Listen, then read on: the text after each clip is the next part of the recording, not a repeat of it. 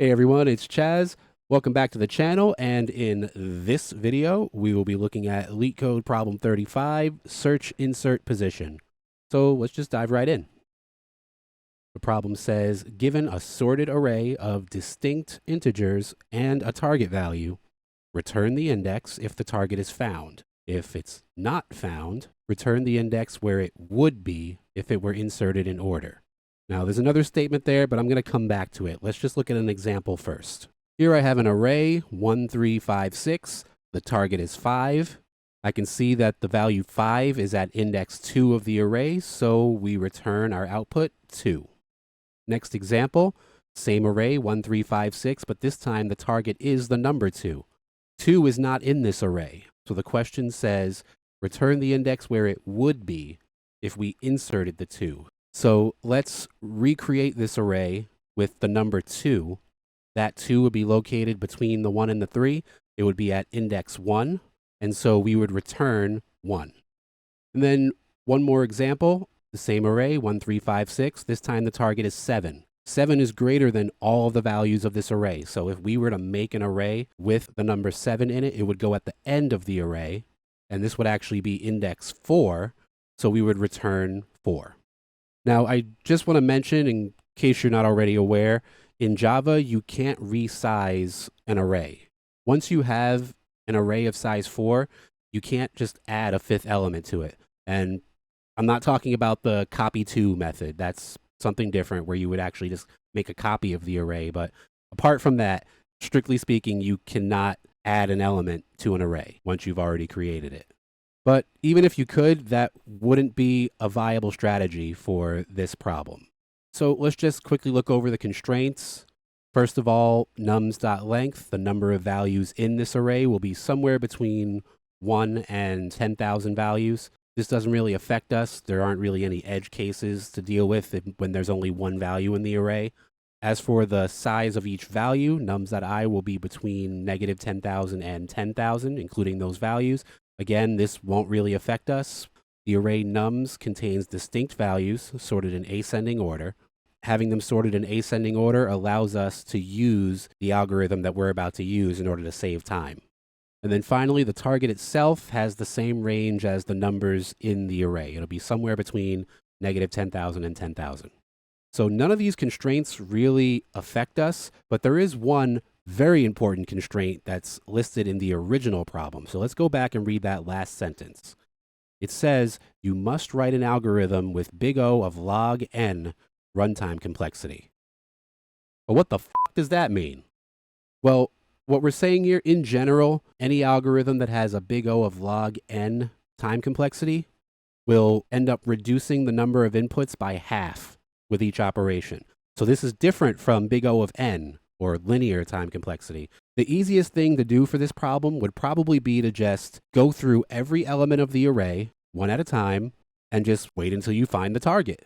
The problem with that is that every time you check a value, you're only eliminating that one value if it happens to be wrong. In the worst case scenario, you have to check the entire array, one element at a time, and for us, that's going to be too slow. We need to come up with something that's going to remove half of the elements each time we check something.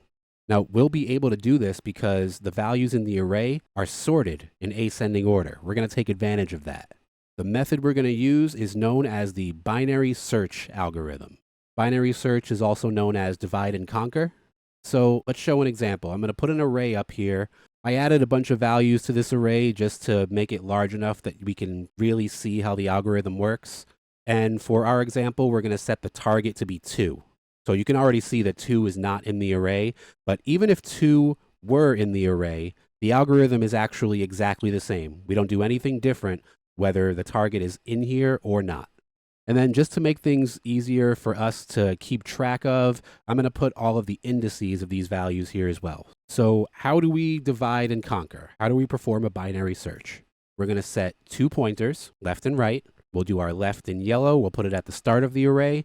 We'll have our right pointer in green, and we'll put it at the end of the array. The array is size 10, so the right pointer goes to index 9. The next thing we're going to do is we're going to find the middle element. And the way we're going to find the middle value is we're going to just find the average of the left pointer's index and the right pointer's index. 0 plus 9 is 9. 9 divided by 2 is 4.5. In Java, when you're dealing with integers or int data types, when you try to divide them, it will discard the remainder. An int can't have a fractional part. 9 divided by 2 is 4.5. Because these are ints, because these are integers, we're going to lose that half. So the result we get is actually only going to be 4. So our middle pointer, which I'm going to show in pink, is going to go to index 4. Now you might be looking at this and right away thinking that 4 doesn't really look like it's in the middle of this array. Basically what's going to happen is because of this integer division, sometimes our operation is going to deal with a little more than half of the array. Sometimes it's going to deal with a little less than half, but in the end, it's all going to balance out. So now that we found the middle element at index 4, there are only 3 possibilities. Either this is the target value. So if it is the target value, just return its index. In this case, 6 is not equal to 2. So what else? If it's less than the target, then we're going to discard the lower half of the array. And then similarly, if our value is greater than the target, then we can discard the upper half of the array. So let's look at this one. 6 is greater than the target. It's greater than 2. So that means not only can we discard the 6, we can discard everything greater than 6, the entire upper half of this array. And so what happens now? We need to check the rest of these values. So we're going to move our right pointer. We're not going to move it to the middle value because we already checked the middle value. We're going to move it to be 1 less than the middle value. We're actually going to move it to index 3 like this because we've already discarded everything after index 3. And now we'll perform the same algorithm. We're going to find the middle element. 0 plus 3 is 3. 3 divided by 2 is 1.5. But this is integer division in Java, so we discard the half. So our average is just 1. So we're going to put our middle element in pink at index 1. Index 1 is also the value 1. 1 is less than the target. It's less than 2. So we can not only discard the 1, but we can discard all the values less than 1. So the 0 and the 1 can be discarded. And now we need to reset our array, so we're going to move our left pointer. We're not going to move it to the middle element because we already checked it. We're going to move it 1 above the middle element. So we're actually going to move it to index 2. So now we need to find our middle element again. Index 2 and index 3. 3 plus 2 is 5. 5 divided by 2 is 2.5. Discard the half. So our middle element will actually be index 2. It'll be at the same index as the left pointer. So we check the number 3. 3 is greater than 2. So we can discard the upper half of the array. Not only can we discard the 3, but every value greater than 3. So that removes, well, everything. So now what? Now remember what we did when we discarded values that were too big. We had to reset this array by moving the right pointer. And we did not move the right pointer to the middle. We moved it 1 below the middle because we already checked that middle value. So this is what's going to end up happening. The right pointer is going to end up on the wrong side.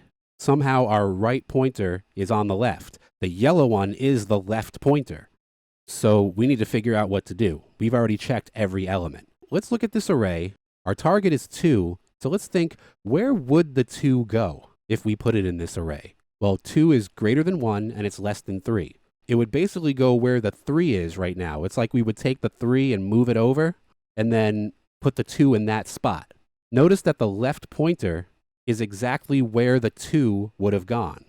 So our final rule for our algorithm is if the 2 pointers cross, so if the right pointer ends up less than the left pointer, then the target value can be inserted at the left pointer. All we have to do is just return the left pointer. Now, you might be wondering, what would happen if the target were bigger than every value in the array? How would the left pointer possibly be pointing at a value that goes past all of these? So let's look at this array, and let's imagine that the target were 32, so bigger than all the values in this array.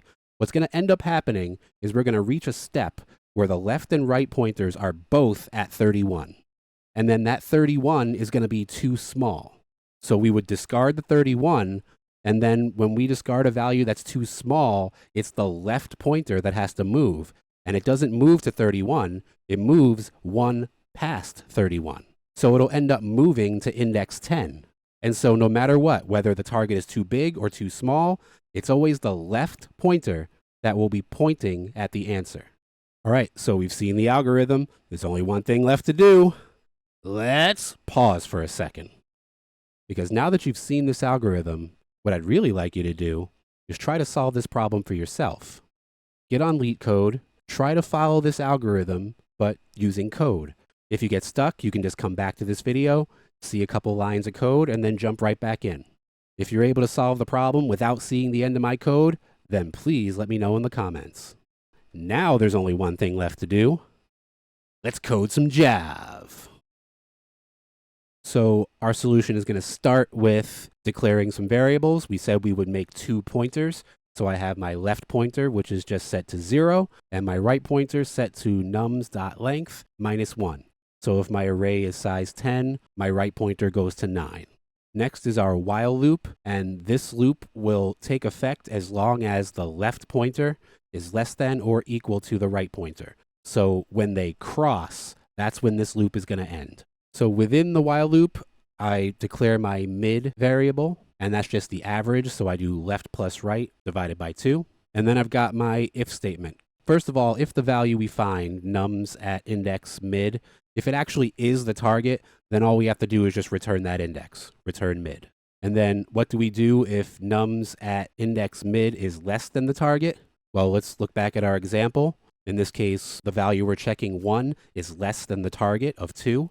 And what do? We discarded the 1 and every value less than 1. So that means the left pointer has to move. It's not going to move to the mid pointer. It's going to move 1 past it. So that's why I have left equals mid plus 1. And then if neither one of those is true, we have a final else statement. What I like to do when I have an if and an else if, my final statement else, I like to just comment what it's actually checking. I mean, it's probably obvious if the value we're checking is not equal to the target and it's not less than the target, then it must be greater than the target. But I like to just include it as a comment just to make it clear what we're checking in the else statement.